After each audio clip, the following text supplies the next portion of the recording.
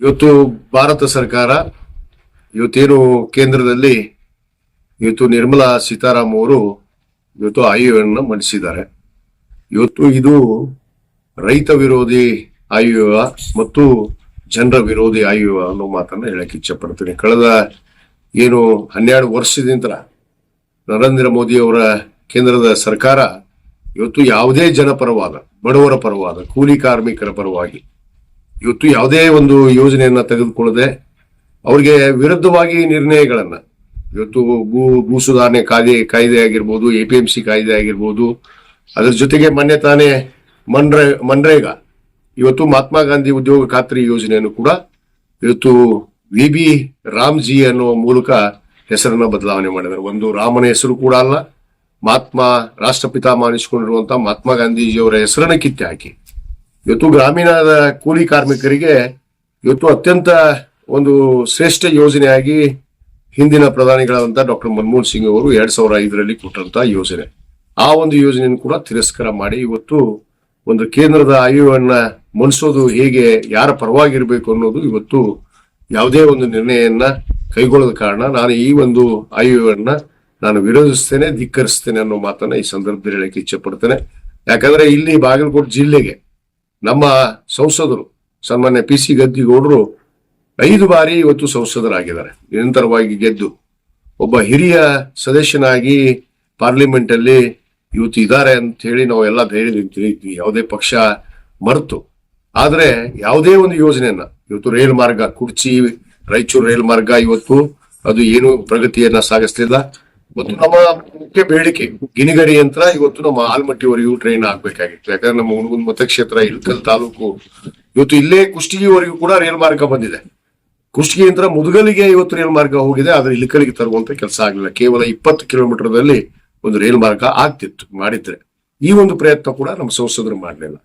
ಇವತ್ತೇನು ನಮ್ಮ ಚಾಲುಕ್ಯರ ನಾಡು ಅಂತ ನಾವು ಹೇಳ್ತೀವಿ, ಅತ್ಯಂತ ಹೆಮ್ಮೆಯಿಂದ ಮೊನ್ನೆ ತಾನೇ ನಮ್ಮ ಸರ್ಕಾರ, ನಮ್ಮ ಮಾನ್ಯ ಮುಖ್ಯಮಂತ್ರಿಗಳು ಸಿದ್ದರಾಮಯ್ಯನವರು ಚಾಲುಕ್ಯ ಉತ್ಸವವನ್ನ ಇವತ್ತು ಬದಾಮಿ, ಪಟ್ಟದಕಲ್ಲು, ಐವಳ್ಳಿಯಲ್ಲಿ ಇವತ್ತು ನೆರವೇರಿತು. ಬಹಳ ಯಶಸ್ವಿಯಾಗಿ ಕಳೆದ 11 ವರ್ಷದಿಂದ ಆ ಉತ್ಸವ ಕೂಡ ಹಿಂದಿನ ಆಡಳಿತ ಮಾಡಿರುವಂತಹ ಭಾರತೀಯ ಜನತಾ ಪಕ್ಷ ಒಂದು ಉತ್ಸವವನ್ನು ಕೂಡ ಮಾಡಲಿಲ್ಲ. ಇವತ್ತು ನಾಡಿನಲ್ಲಿ ಎಲ್ಲ ಉತ್ಸವಗಳನ್ನ, ಹಂಪಿ ಉತ್ಸವ ಆಗಿರ್ಬೋದು, ಕಾರವಾರ ಉತ್ಸವ ಆಗಿರ್ಬೋದು, ಬಸವ ಜಯಂತಿ ಉತ್ಸವ ಆಗಿರ್ಬೋದು, ಅನೇಕ ಉತ್ಸವವನ್ನ ಮಾಡಿ ಈ ನಾಡಿನಲ್ಲಿ ಏನು ಇತಿಹಾಸವನ್ನ ರಚಿಸಿದಂತವ್ರು, ಇತಿಹಾಸವನ್ನ ಬರೆದಂತವ್ರು, ಈ ನಾಡಿಗೆ ಇವತ್ತು ಅನೇಕ ಕೊಡುಗೆಗಳನ್ನು ಕೊಟ್ಟಂತವ್ರನ್ನ ಇವತ್ತು ಮಲಕ ಹಾಕುವಂಥದ್ದು ನಮ್ಮ ಸರ್ಕಾರದ ಆದ್ಯ ಕರ್ತವ್ಯ. ಆ ಕೆಲಸ ಕೂಡ ಕೇಂದ್ರ ಸರ್ಕಾರ ಮಾಡಲಿಲ್ಲ. ಇವತ್ತು ಲಿಂಗಾಯತರಿಗೆ ಏನು ಕೂಡ ಅಭಿವೃದ್ಧಿಯನ್ನ, ದಿಶೆಯನ್ನ ಕಾಣಲಿಲ್ಲ. ಯಾಕಂದ್ರೆ ನಮ್ಮ ಸಂಸದರು ಕೂಡ ಲಿಂಗಾಯತ ಸಮುದಾಯದಲ್ಲಿ ಇರುವಂತ ಒಬ್ಬ ಸಂಸದರು ಯಾವುದೇ ಲಿಂಗಾಯತರ ಪರವಾಗಿ ಕೇವಲ ಬಸವಣ್ಣನ ಫೋಟೋ ಇಟ್ಟು ಪಾರ್ಲಿಮೆಂಟ್ ಮುಂದೆ ಹಾರಾಕಿ ಬಸವ ಜಯಂತಿಯನ್ನು ಮಾಡೋದ್ರ ಮುಖಾಂತರ ಇವರು ತೋರಿಕೆಗಾಗಿ ಮಾಡ್ತಾ ಇರುವಂತ ಕೆಲಸ, ಯಾವುದೇ ಅಭಿವೃದ್ಧಿ ಕೆಲಸಗಳು ಇವತ್ತು ಈ ನಾಡಿನಲ್ಲಿ, ಈ ದೇಶದಲ್ಲಿ ಆಗ್ತಾ ಇಲ್ಲ ಅನ್ನೋದು ಬಹಳ ಸ್ಪಷ್ಟವಾಗಿದೆ. ಆದ ಕಾರಣ ರೈತ ವಿರೋಧಿ ಸರ್ಕಾರ ಕೇವಲ IT BT ಏನು ಉದ್ದಿಮೆದಾರರಿಗೆ ಇವತ್ತು ಗಮನ ಹರಿಸುವಂತದ್ದು, ಯಾವ ರೈತರು ಕೂಡ ಸಾಲ ಮನ್ನಾ ಮಾಡಲಿಲ್ಲ. ಉದ್ದಿಮೆದಾರರು ಮಾಡಿರುವಂತ ಸಾಲವನ್ನ ಇವತ್ತು ಮನ್ನಾ ಮಾಡ್ತಾರೆ ಇವರು, ಆದ್ರೆ ರೈತರ ಸಾಲವನ್ನ ಮನ್ನಾ ಮಾಡುವಂತ ಕೆಲಸ ಆಗಿಲ್ಲ.